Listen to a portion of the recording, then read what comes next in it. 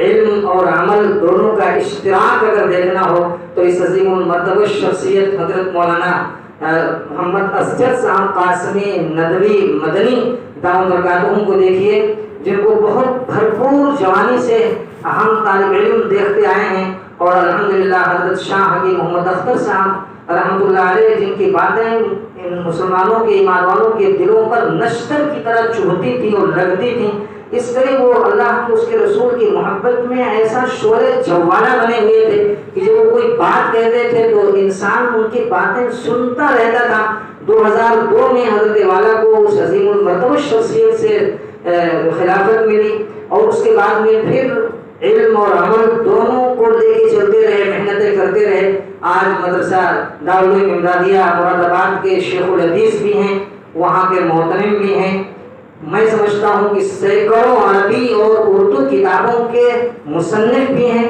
حضرت مولانا شیخ الاسلام مفتی تقی عثمانی صاحب نے علوم القرآن لکھا اور اس کا عربی میں ترجمہ کرنے کے لیے حضرت والا کو دعوت دے کر کے بلایا، اس کا عربی میں حضرت نے ترجمہ کیا۔ بڑے اکابرین کے درمیان جس طرح اللہ تعالیٰ نے غلام کو تمام پھولوں کا شہزادہ اور راجہ اور بادشاہ بنایا ہے، آج کل کے اکابرین کے درمیان حضرت مولانا محمد اسجد صاحب قاسمی ندوی دامت برکاتہم کو تمام راجاؤں میں اللہ تعالیٰ نے ان کو مرجع بنایا ہے۔ تمام اللہ تعالیٰ نے علماء کی مجالس کی ان کو زینت بنائی ہے، ان کو اللہ تعالیٰ نے تمام جو علماء کی بادشاہت ہے ان بادشاہوں کا شہزادہ بنایا ہے۔ ہمارے درمیان حضرت والا تشریف فرما ہے۔ میں یہ چاہتا ہوں کہ خصوصاً خواتین سے حضرت مخاطب ہوں گے اور ان کی کیا ذمہ داریاں ہیں، آج کل کے جو حالات ہیں ان حالات میں والدین کی ذمہ داریاں اپنے بچوں کے تعلق سے کیا ہونی چاہیے، دینی تعلیم کی اہمیت کیا ہے، اس کی افادیت کیا ہے، اس کو کیوں حاصل کیا جائے، اس موضوع پر انشاءاللہ حضرت والا خطاب فرمائیں گے۔ جہاں رہے گا وہیں روشنی لٹائے گا، کسی چراغ کا اپنا مکان نہیں ہوتا۔ حضرت مولانا مفتی محمد اسجد صاحب قاسمی ندوی مدنی دامت برکاتہم شیخ الحدیث دارالعلوم امدادیہ مراد آباد تشریف لا رہے ہیں، اور اس وقت ریحانۃ العصر حضرت پیر ذوالفقار صاحب نقشبندی دامت برکاتہم جو علماء کے سرخیر کہلاتے ہیں، ان سے بھی حضرت کو خلافت ملی ہوئی ہے۔ یہ ہم سب کا کام ہے کہ ہم جتنا زیادہ عقیدت کے ساتھ حضرت کو سن سکیں، اور جس طرح ہم اپنے زندگی میں ان کی باتوں کو سن کر کے عمل کی نیت سے سنیں اور اپنی زندگی میں بسا سکیں، کہ ہم سب کی سعادت کی بات ہو۔ السلام علیکم ورحمۃ اللہ تعالی وبرکاتہ۔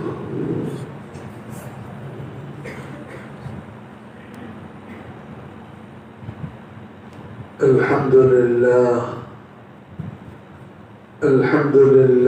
نحمده ونستعينه ونستهديه ونستغفره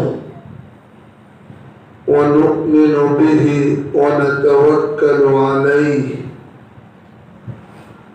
ونعوذ بالله من شرور أنفسنا ومن سيئات أعمالنا،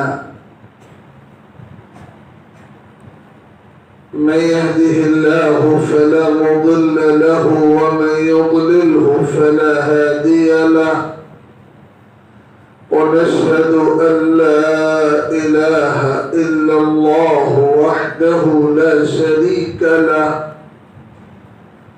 ونشهد أن سيدنا ونبينا وحبيبنا وإمامنا ومولانا محمدا عبده ورسوله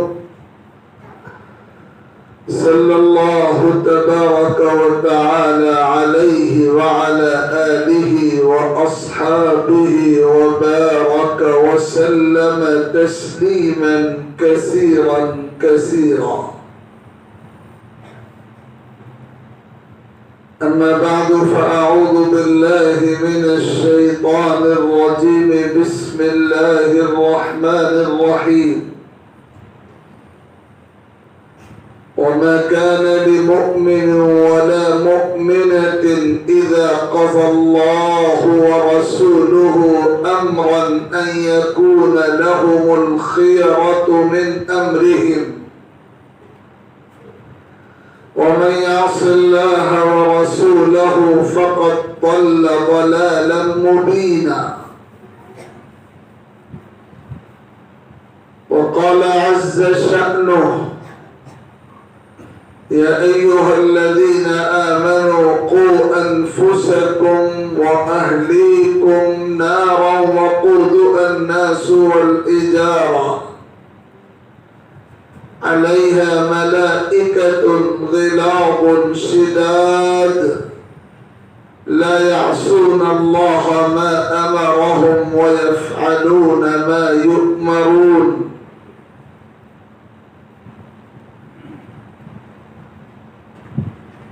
صدق الله ربنا العلي العظيم. وقال سيدنا ومولانا محمد صلى الله تعالى عليه وآله وسلم: إن أولى الناس بي المتقون من كانوا وحيث كانوا،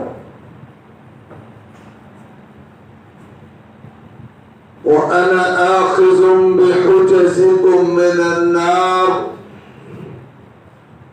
ولكنكم تقحمون فيها. صدق رسول الله صلى الله عليه وسلم.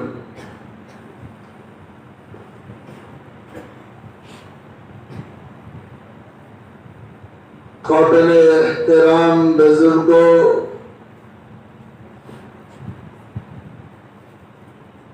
اس بابرکت مجلس کو سننے کی سعادت حاصل کرنے والی خواتین،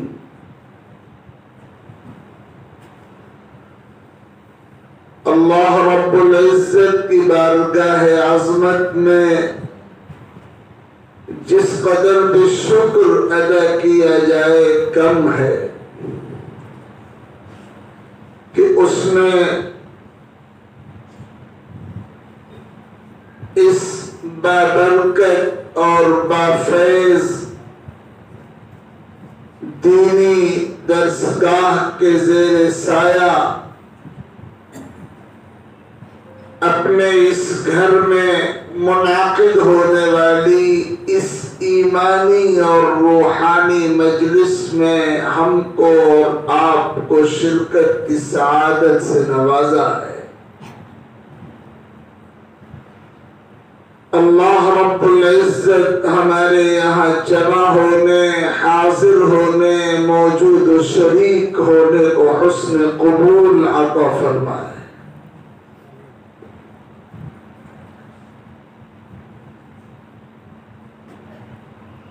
یہ دور جس میں ہم اور آپ سانس لے رہے ہیں، سرور کائنات جناب محمد رسول اللہ صلی اللہ علیہ وسلم کے ارشاد کے مطابق فتنوں اور آزمائشوں کا خطرناک دور ہے،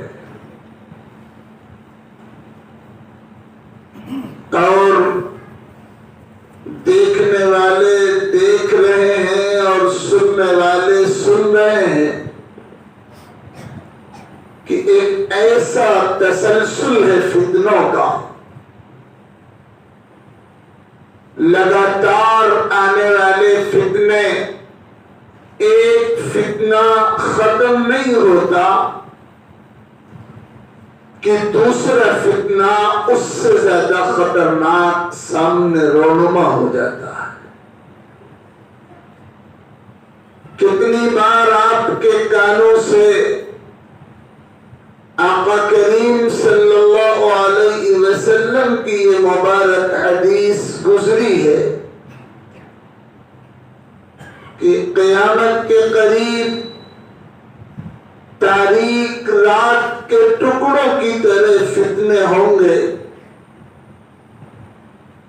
اور لگاتار ہوں گے، مسلسل ہوں گے، تہبتیں ہوں گے، گھٹا ٹوپ ہوں گے، چھائے ہوئے ہوں گے۔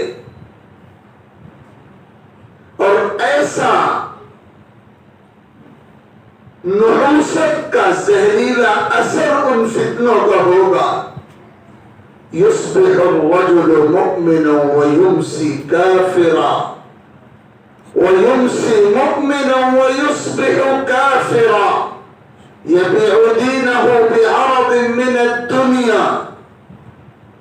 انسان صبح کو ایمان والا ہوگا، شام کو ایمان کی دولت سے ہاتھ دھو بیٹھے گا. شام کو ایمان سلامت ہوگا، صبح ہوتے ہوتے ایمان رخصت ہو چکا ہوگا. دنیا کے چند سکوں کی خاطر ایمان کے سودے ہوں گے. یقین فروخت کیا جائے گا، عقیدہ بیچا جائے گا، ضمیر بیچا جائے گا. ایسے فتنے یرقب بعضها بعضا کہ ہر اگلا فتنہ پچھلے فتنے کو ہلکا ثابت کرے گا. آنے والا فتنہ لا یأتی یوم الا والذی بعدہ اشر منہ. ہر آنے والا دن، ہر آنے والا فتنہ پہلے گزر چکے دن اور پہلے آ چکے فتنے کے مقابل میں زیادہ خطرناک و بدترین ثابت ہوگا. ہم ایسے ماحول میں سانس لے رہے ہیں، ہمارا اور ہماری نسلوں کا ایمان خطرے میں ہے. اور یاد رکھیے گا، ہمیں آج سب سے بڑھ کر محنت کرنی ہے اپنے اور اپنی نسلوں کے ایمان کو بچانے کی محنت. اگر ایمان سلامت ہے تو مسجدیں بھی سلامت رہیں گی. اگر ایمان سلامت ہے تو مدرسے بھی سلامت رہیں گے. اگر ایمان سلامت ہے تو ہماری زندگی سودمند زندگی ثابت ہوگی. اور اگر خدا نخواستہ ہم ایمان ہی سے ہاتھ دھو بیٹھے، ہماری نسلوں کا ایمان سلامت نہیں رہا، ہماری نسلوں کا دین سلامت نہیں رہا، تو پھر سب کچھ بیکار ہے. اللہ کے دربار میں ایمان کے بغیر کسی چیز کی کوئی قیمت نہیں. اللہ تعالیٰ نے ایمان سے محروم لوگوں کے بارے میں ایک عجیب و غریب جملہ استعمال فرمایا ہے قرآن مجید میں، سورۃ الکہف میں. لا نقیم لهم یوم القیامت وزنا. ان کا کوئی وزن نہیں ہوگا اللہ کی ترازو میں. ایمان سے محروم وجود اللہ کی ترازو میں بے وزن وجود ہوتا. ایمان اگر سلامت ہے تو اللہ کی ترازو میں وزن قائم رہے گا، اور اگر ایمان سلامت نہیں رہا تو سب کچھ سلامت ہو، اللہ کے دربار میں کوئی وزن نہیں رہتا. آج خطرہ ہماری نسلوں کے ایمان کے لیے ہے. اور میں اپنی ماں اور بہنوں اور بیٹیوں سے اور خواتین سے جو آج یہاں برادران جناب مولانا شاہد صاحب کی دعوت پر موجود ہیں، بہت صاف لفظوں میں یہ بات کہنا چاہتا ہوں. اور جہاں مجھے اس طرح کے مجمع سے مخاطبت کی سعادت ملتی ہے، میں اپنی ذمہ داری سمجھ کر یہ بات ضرور کہتا ہوں، بار بار کہتا ہوں، اور یہ تاکید کرتا ہوں کہ اس بات کو بار بار کہا جائے اور دیر دیر تک اور دور دور تک اس پیغام کو پہنچانے کی فکر کی جائے کہ آج سب سے زیادہ خطرہ ایمان کو ہے. ہم نے اپنی اب تک کی عمر ایمان کے سائے میں گزاری. توقع ہے، امید ہے، دعا ہے، آرزو ہے مرتے دم تک ایمان سلامت رہے. لیکن یاد رکھیے گا، اگر ہم نے فکر نہیں کی تو ہماری اولاد کا، ہمارے بچوں کا، ہماری بچیوں کا، ہماری نوجوان نسل کا، ہماری نونہال نسل کا ایمان سلامت رہے گا. آئندہ کی دہائیوں میں اس ماحول میں جب چاروں طرف کفر دندنا رہا ہے، چاروں طرف باطل دندنا رہا ہے،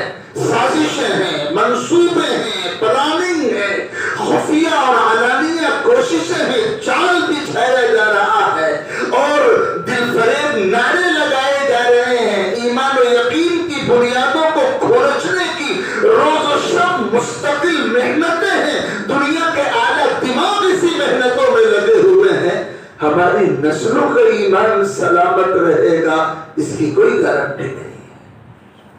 ہمیں گارنٹی لینی پڑے گی اس بات کی کہ ہم مستقل چوکنا رہیں۔ آپ اپنی نسلوں کا ایمان سلامت رکھنا چاہتے ہیں تو آپ کو جاگتے ہوئے زندگی گزارنی ہے۔ آپ غفلت کے ساتھ زندگی گزار کر اپنے بچوں اور بچیوں کا ایمان نہیں بچا سکیں گے۔ اسی لیے تو اللہ نے قرآن مقدس میں مجھ کو، آپ کو، مردوں کو، خواتین کو، تمام اہل ایمان کو خطاب کر کے فرمایا قوا انفسکم واہلیکم نارا، اپنے آپ کو جہنم کی آگ سے بچاؤ، اپنی اولاد کو جہنم کی آگ سے بچاؤ، اپنے متعلقین کو جہنم کی آگ سے بچاؤ۔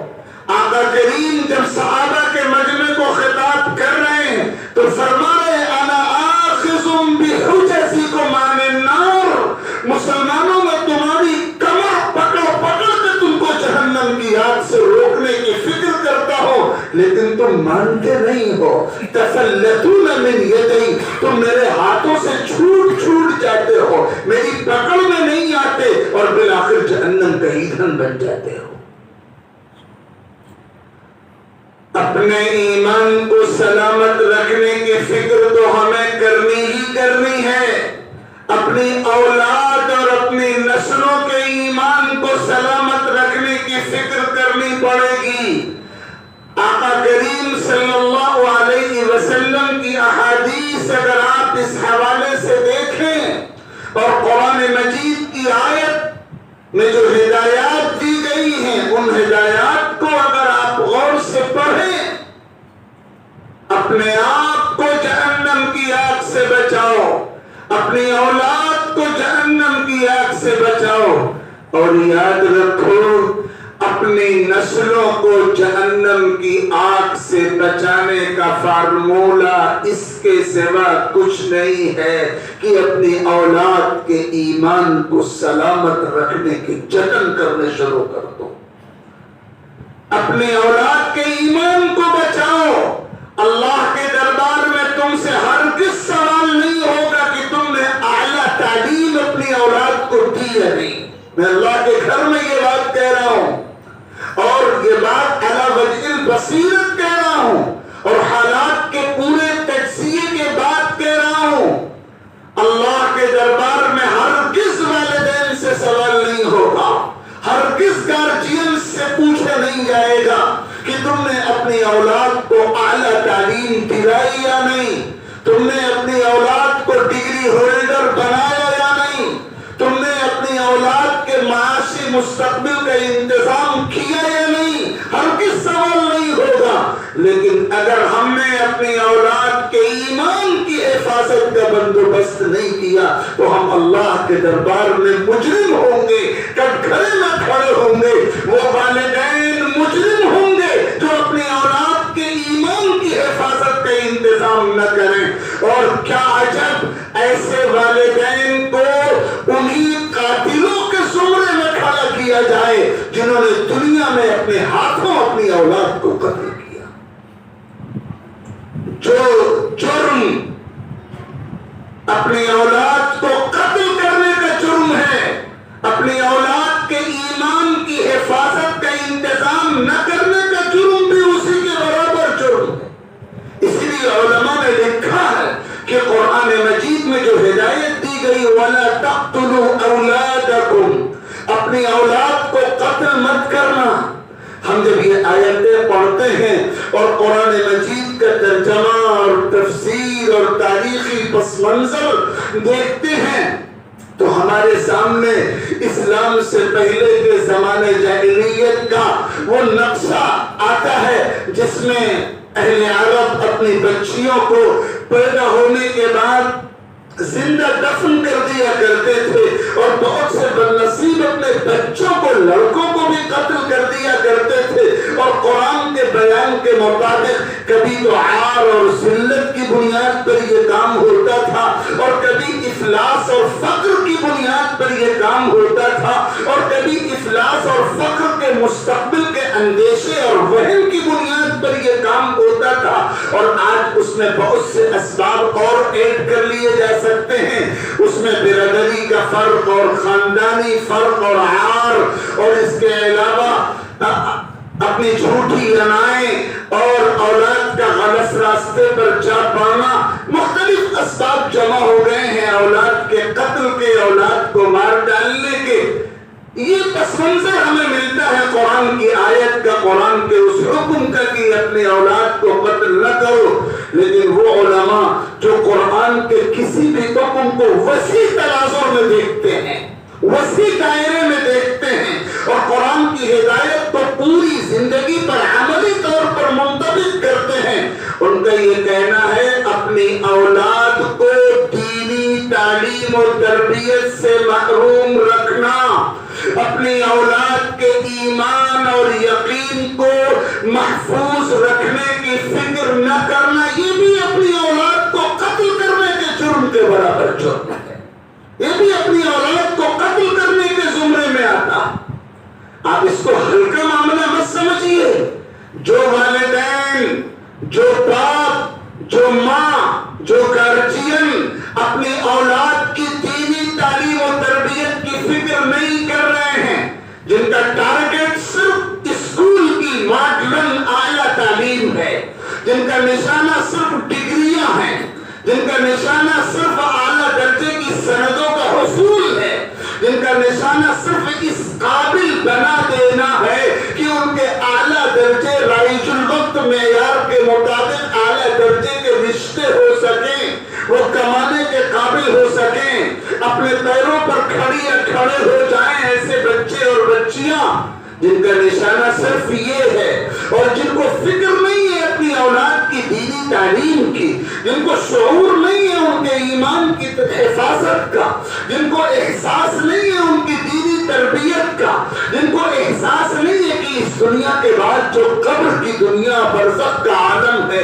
اور اس کے بعد جو کبھی نہ ختم ہونے والا عالم آخرت ہے، اس میں بچاؤ، نجات، حفاظت، کامیابی، فلاح، اللہ تعالیٰ کی نعمتوں، سعادتوں کے حصول کی کیا شکلیں ہوں گی۔ جن والدین کے سامنے یہ نہیں ہے، وہ اچھی طرح سمجھ لیں کہ وہ اپنی اولاد کو قتل کرنے کا جرم اس دنیا میں کر رہے ہیں، چاہے وہ اپنے طور پر اولاد کو کتنی ہی آسانیاں کیوں نہ فراہم کرتے ہیں۔ میں یہاں تشریف لانے والی خواتین سے یہ بات بہت توجہ کے ساتھ، بہت فکر مندی کے ساتھ کہنا چاہتا ہوں کہ ہمیں اپنی ترجیحات متعین کرنی پڑیں گی۔ ہمارا سب سے بڑا مسئلہ یہ ہے کہ ہم نے ترجیح بدل لی ہے۔ ہمارا سب سے بڑا مسئلہ یہ ہے کہ جو چیز نمبر 1 پر ہونی چاہیے تھی، میں بہت محتاط ہو کر بات کر رہا ہوں، ہم نے اس کو نمبر 2 پہ کر دیا ہے، اور جو چیز نمبر 2 پر سیکنڈ درجے میں ہونی چاہیے تھی، ہم نے اس کو نمبر 1 پر کر دیا۔ اس گفتگو کا بالکل مقصد یہ نہیں ہے کہ اعلیٰ تعلیم نہ دلوائی جائے۔ کسی بھی مدرسے کے ممبر سے اور کسی بھی مسجد کے محراب سے اور علماء کے زیر سایہ منعقد ہونے والے کسی بھی پروگرام کے اسٹیج سے ہرگز یہ پیغام نہ پہلے کبھی دیا گیا، نہ آئندہ کبھی دیا جائے گا، نہ فی الحال دیا جاتا ہے کہ مسلمان اپنی اولاد کو اعلیٰ تعلیم نہ دلوائیں، ان کے معاشی مستقبل کو سیف نہ کریں۔ یہ سب کچھ کریں، لیکن ان سب سے پہلے ہے ایمان کی حفاظت، ان سب سے پہلے ہے دین کی حفاظت۔ اور خاص طور پر میں خواتین سے یہ بات کہہ رہا ہوں، اپنی بچیوں کی دینی تربیت اور تعلیم کا انتظام بچوں کی دینی تعلیم اور تربیت کے مقابلے میں 1000 گنا زیادہ اہمیت والی بات ہے، اس لیے کہ ایک بچی پورے خاندان کی بنیاد رکھتی ہے، پورے خاندان کی تربیت اور پرورش کا نظام اور ذمہ داری اس کے سر پر مستقبل میں ہوتی ہے۔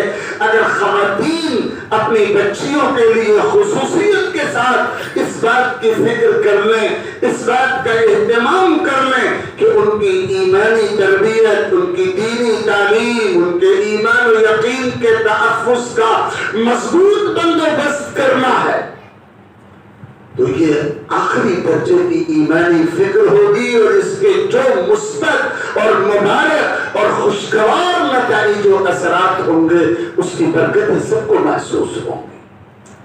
دینی مدارس خواتین کے لیے، بچیوں کے لیے جو قائم کیے جاتے ہیں، یہاں اس علاقے میں ابھی حضرت قاری صاحب سید مجدوم نے فرمایا کہ اس علاقے میں بچیوں کی تعلیم و تربیت کا کوئی معتبر مرکز نہیں تھا، ایسا مرکز جہاں عقیدے کی سلامتی کے ساتھ، صحیح فکر کی سلامتی کے ساتھ اور صحیح مسلک کی اتباع کے ساتھ، صراط مستقیم کی اتباع کے ساتھ دینی ماحول میں دینی تعلیم و تربیت کا نظم ہو۔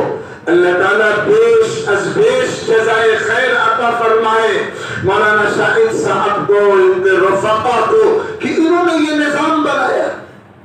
یہ جو مدارس کا، بنات کے مدارس کا نظام ہے، چھوٹے پیمانے پر ہو، بڑے پیمانے پر ہو، کسی بھی خطے میں ہو، اس کا بنیادی مقصد یہی ہے کہ بچیاں اپنے ایمان اور اپنے دین کو سلامت رکھیں اور دینی تعلیم و تربیت سے آراستہ ہو، تاکہ مستقبل میں ان کے زیر سایہ جو نسل تیار ہو وہ اہل ایمان کی، اہل فکر کی، صراط مستقیم کے حامل لوگوں کی نسل ہو۔ میں آپ حضرات کے دماغ میں یہی بات پیوست کرنا چاہتا ہوں، اللہ کرے کہ میں اس کوشش میں کامیاب رہوں، کہ آج سب سے بڑا چیلنج ہے ہمارے اور ہماری نسلوں کے ایمان کا۔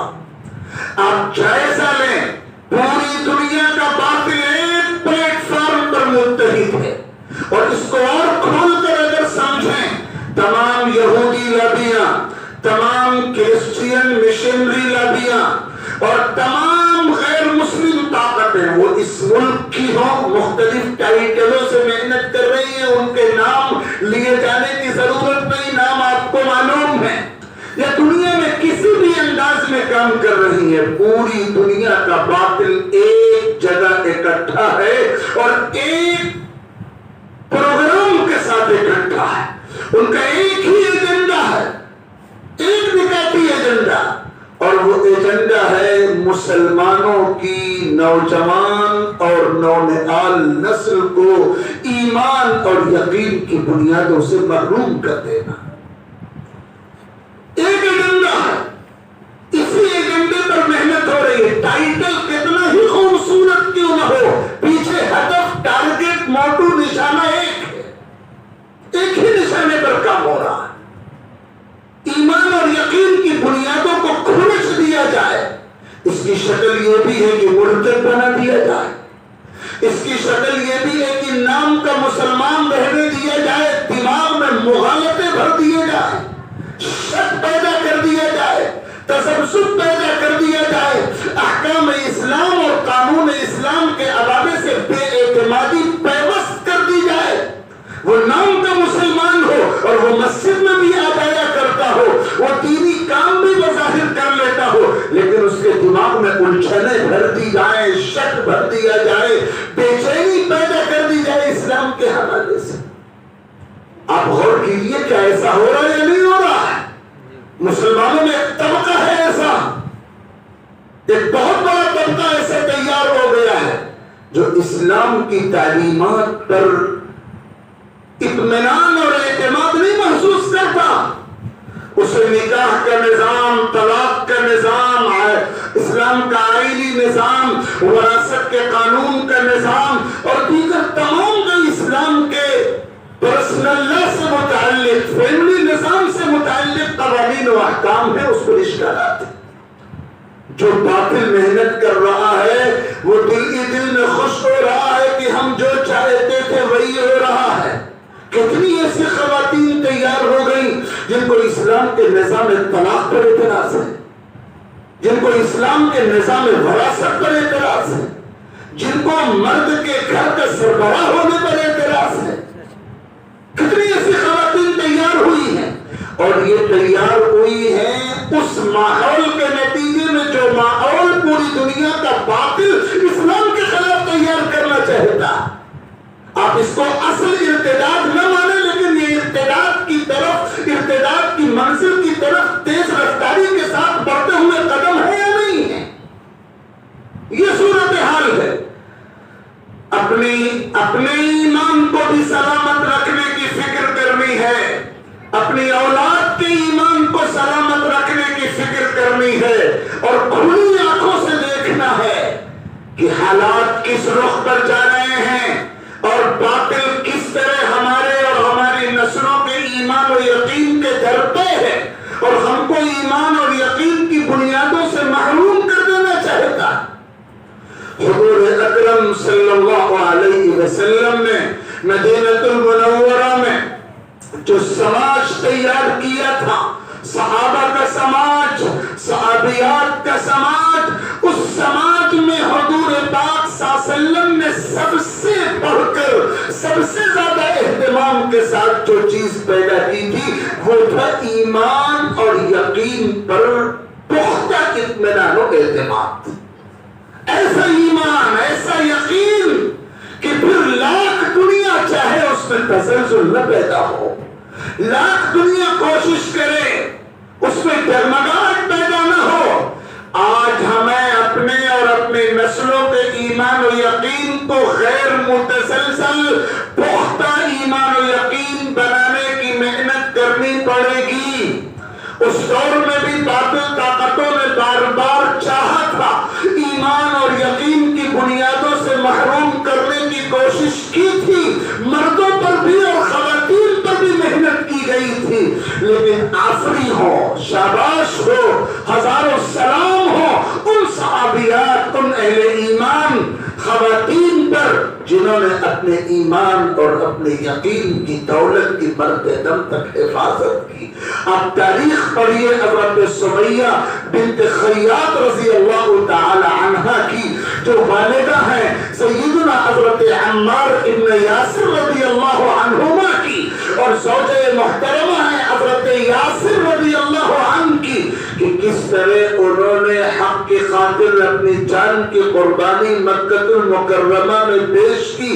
آج جب ہم پڑھتے ہیں صحابہ اور صحابیات کی تاریخ تو ہمارے سامنے یہ تفصیل آتی ہے کہ اس کائنات میں سب سے پہلے جناب رسول اللہ صلی اللہ علیہ وسلم کے مبارک ہاتھ پر اگر کسی نے کلمہ پڑھا تو وہ ایک خاتون حضرت خدیجہ الکبریٰ ہے جو ہم سب کی ماں ہے، آقا کریم صلی اللہ علیہ وسلم کی زوجہ محترمہ ہے. اور سب سے پہلے صحابیت کا مقام امت میں انہیں کو ملا، اور سب سے پہلے ام المؤمنین کا لقب انہیں کو ملا، اور پھر اسلام کی خاطر جان قربان کر دینا جسے شہادت کا احساس کہا جاتا ہے، یہ مقام بھی سب سے پہلے اسلام کی تاریخ میں ایک خاتون حضرت سمیہ بنت خیاط کو ملا. پھر اس کے بعد آپ حضرت صدیق اکبر کی تاریخ پڑھیں، اور پھر خصوصیت کے ساتھ حضرت فاروق اعظم رضی اللہ تعالی عنہ کی سیرت پڑھیں کہ ان کے اسلام قبول کرنے کا راز ہی ان کی بہن حضرت فاطمہ بنت خطاب کی استقامت اور ان کی قوت ایمانی اور ان کی ایمانی پختگی اور ان کا جذبہ قربانی اور ان کا اعلیٰ درجے کا کردار بنا. اس تاریخ کو یہاں دہرانے کی نہ ضرورت ہے نہ موقع. میں یہ حوالہ اس لیے پیش کر رہا ہوں، حوالے سنانے کی ضرورت بھی نہیں ہے اور اس کا موقع بھی نہیں ہے. میں یہ حوالے اس لیے پیش کر رہا ہوں کہ آپ پڑھیں اپنی روشن تاریخ کو. ہر دور میں باطل نے آپ کے ایمان میں سینٹ لگانی، نقب لگانی چاہیے، لیکن وہ ناکام ہوا. واپس آنا پڑا اسے اپنے منہ کی کھا کر. آج بھی ہمارا کردار یہی ہونا چاہیے کہ جو باطل پوری طاقت کے ساتھ ہمارے ایمان اور ہماری نسلوں کے ایمان پر نقب لگانے کے لیے تیار ہے، ہم اس باطل کو اس کی تخریبی سازش میں کامیاب نہ ہونے دیں. ہم طے کر لیں. صحابہ کرام تو یہ کہا کرتے تھے آقا کی خدمت میں، رضینا باللہ ربا وبالاسلام عابدین وبمحمد صلی اللہ علیہ وسلم نبی و رسولا، ہم اللہ کے رب ہونے پر اور اسلام کے دین ہونے پر اور آقا کریم صلی اللہ علیہ وسلم کے اپنا رہبر ہونے پر دل کی سچائیوں سے راضی ہے، اور راضی ہونے کے معنی یہ ہے کہ اللہ کے سوا ہمیں کسی اور رب کی تلاش نہیں ہے، اسلام کے سوا ہمیں کسی اور دین اور کسی اور قانون اور کسی اور نظام کی طلب نہیں ہے، اور آقا کریم صلی اللہ علیہ وسلم کی رہبری کے سوا کسی اور رہبری کی ہمیں طلب نہیں ہے۔ ہماری زبان پر یہ جملہ ہو اور ہمارا دل گواہی دے کہ اسلام کی جو نعمت ہم کو ملی ہے، ہم دل و جان کی سچائی سے اس نعمت پر راضی ہیں، اور ہم گوارا نہیں کریں گے، ہم گوارا نہیں کریں گی کہ ایمان کی یہ نعمت ہم سے یا ہماری نسلوں سے چھین لی جائے، یا ایمان کی اس دولت میں کوئی شک پیدا کر دیا جائے، اور اسلام کے اطمینان و اعتماد میں کوئی دراڑ پیدا کر دی جائے۔ یہ جذبہ، یہ فکر، یہ عزم، یہ کردار ہم میں اپنے آپ میں اپنے دلوں میں پیدا کرنے کی ضرورت ہے۔ سب سے بنیادی کام یہی ہے کہ ہم موجودہ دور کے چیلنجوں کو سمجھیں۔ باطل جس طرح پوری طاقت کے ساتھ ہمارے ایمان و یقین پر حملہ کر رہا ہے اور اپنی تہذیب ہم پر تھوپ کر ہم کو ایمان سے معلوم کر دینے کی کوشش کر رہا ہے، ہم الرٹ ہو جائیں، بیدار ہو جائیں۔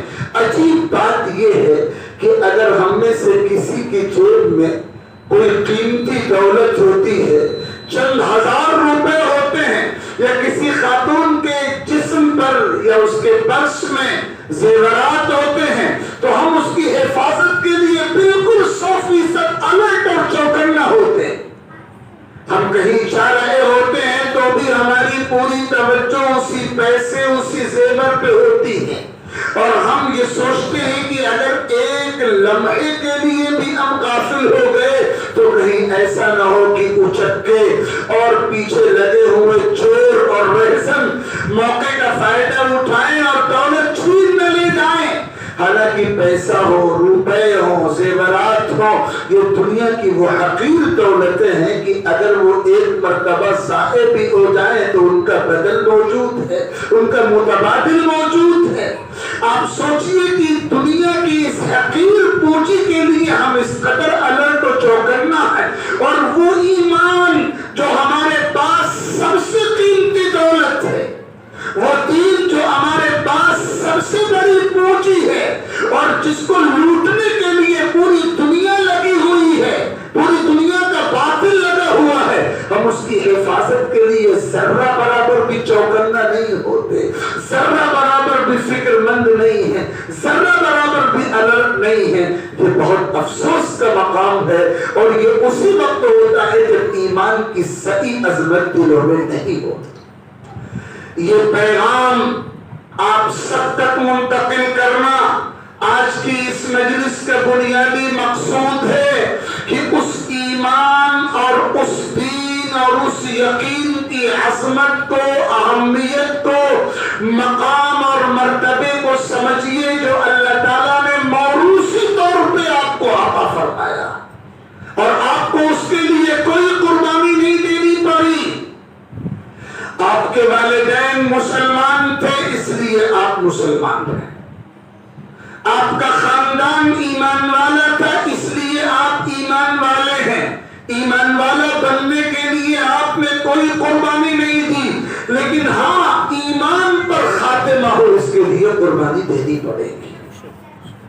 ایمان پر موت آئے اس کے لیے قربانی دینی پڑے گی، اور قربانی یہ ہے کہ آپ اپنے لیے بھی چوکنا رہے اور اپنے نسلوں کے لیے بھی چوکنا رہے، اور آپ صرف تعلیم پر اکتفا کر کے نہ بیٹھ جائیں، دینی تعلیم و تربیت کا نظام بنائیں۔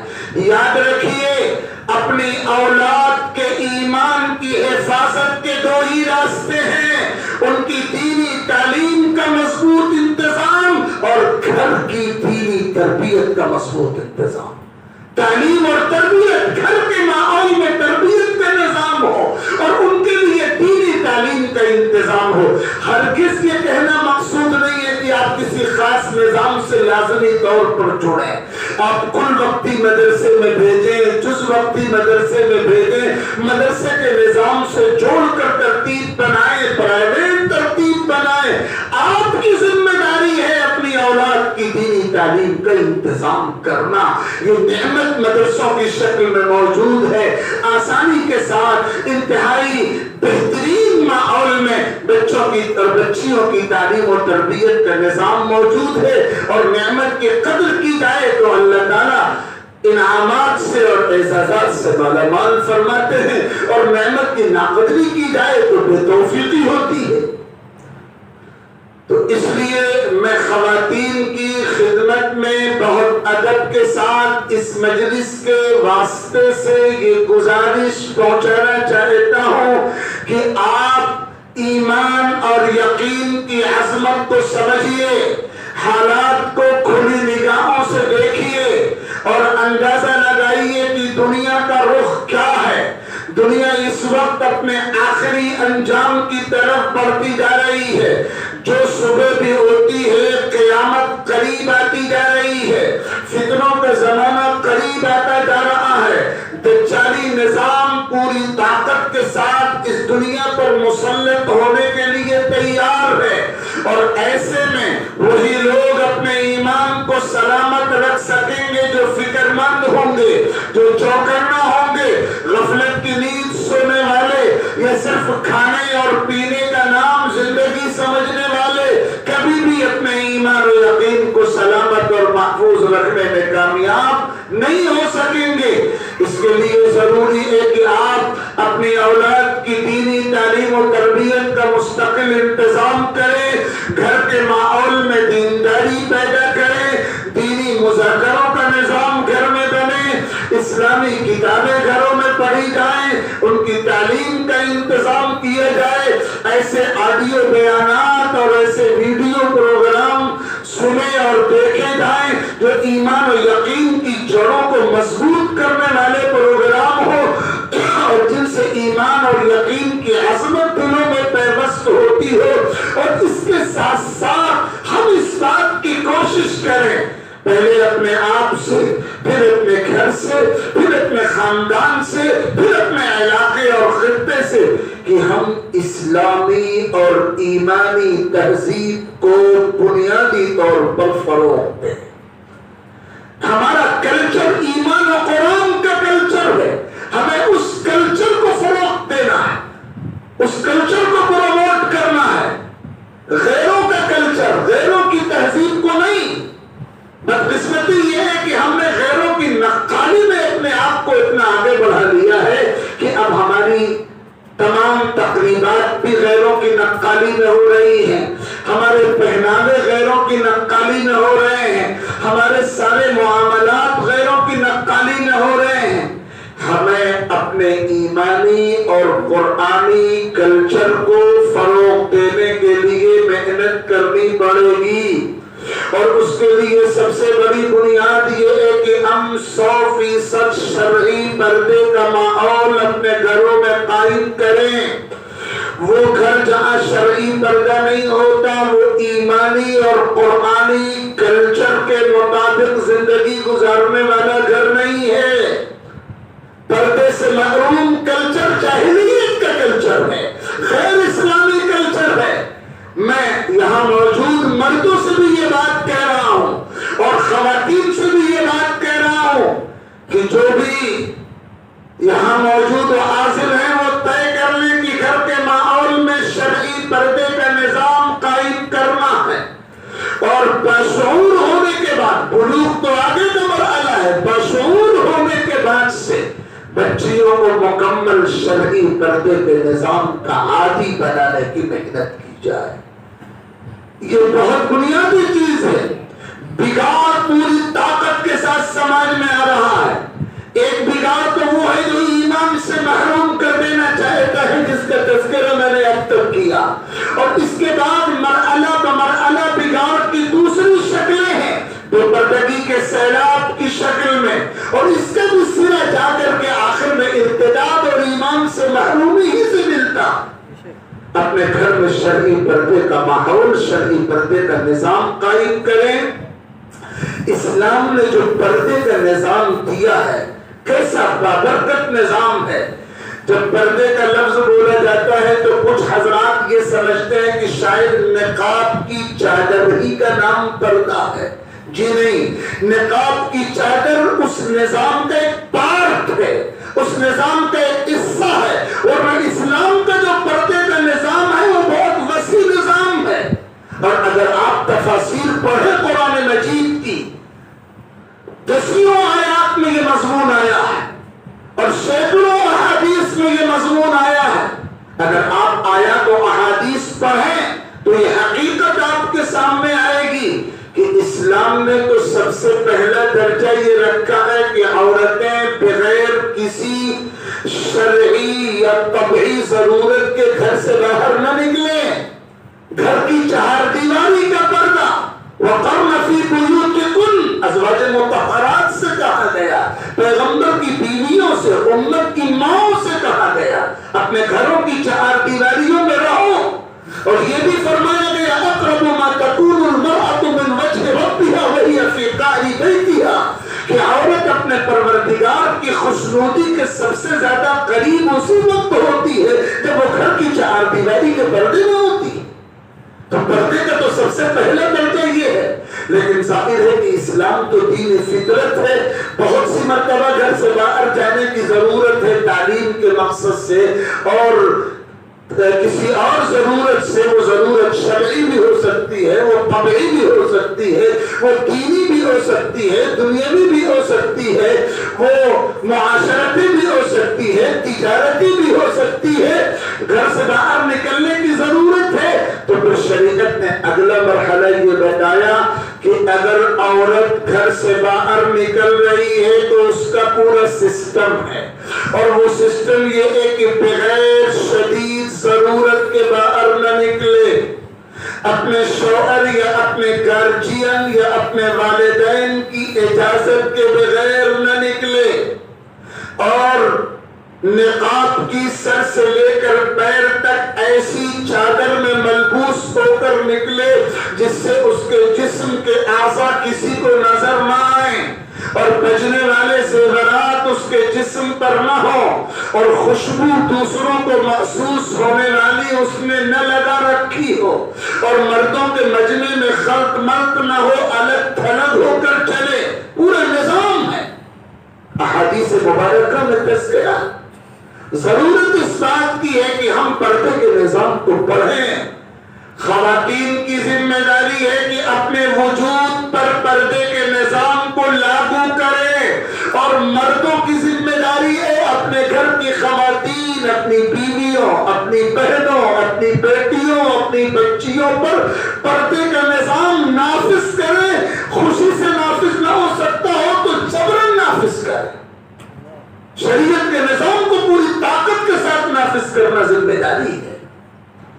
اگر اس نظام کو نافذ کر دیا جائے، اگر مسلم خواتین اپنے گھروں کا نظام، پردے کا نظام بنا لیں، اور پھر اسی میں یہ بھی شامل ہے کہ مخلوط نظام تعلیم سے نہ جوڑا جائے اپنے بچوں اور بچیوں کو، مخلوط تقریبات میں شرکت نہ کی جائے، مخلوط مقامات پر زیادہ آنے اور جانے کا سلسلہ نہ رکھا جائے، جن سے پردہ ضروری ہے ان سے پردہ کیا جائے، اور وہ رشتہ دار جو رشتہ دار بھی ہیں لیکن محرم نہیں ہیں، جن سے پردے کو فرض کیا گیا ہے، ان کے گھر میں بے محابہ داخلے پر پابندی عائد کیا جائے۔ دنیا کچھ کہے، جناب رسول اللہ صلی اللہ علیہ وسلم نے ایسے رشتہ داروں کا بغیر حجاب کے گھر میں آنا ایمان اور یقین کے لیے موت و ہلاکت قرار دیا۔ یہ بہت لمبا مضمون و موضوع ہے۔ ضرورت اس بات کی ہے کہ خواتین اس پر پورے طور پر فکر مند ہوں، پورے طور پر متوجہ ہوں، اور دیکھیں کہ کہاں کہاں کمیاں اور کوتاہیاں ہیں۔ تو میں نے آج کی مجلس میں جو متفرق باتیں ان اکابرین کی برکت سے عرض کی ہیں، ان میں سب سے پہلی بات یہی ہے کہ ہم ایمان اور یقین کی عظمت کو سمجھیں۔ ایمان سب سے قیمتی دولت اور پوری دنیا کا باطل ہمارے ایمان کو مٹا دینے کی کوشش میں پوری طاقت سے لگا ہوا ہے. وہ ایک لمحے بھی غافل نہیں ہوتا اور ہم غفلتوں کی نیند سو رہے ہیں. ہمیں اپنی اولاد اور اپنی نسلوں کے ایمان کی فکر بھی کرنی ہے اور اپنے ایمان کی فکر بھی کرنی ہے. اور اپنی نسلوں کا ایمان بچایا نہیں جا سکتا جب تک ان کی دینی تعلیم اور ایمانی تربیت اور گھر کے دینی ماحول کا انتظام نہ کیا جائے.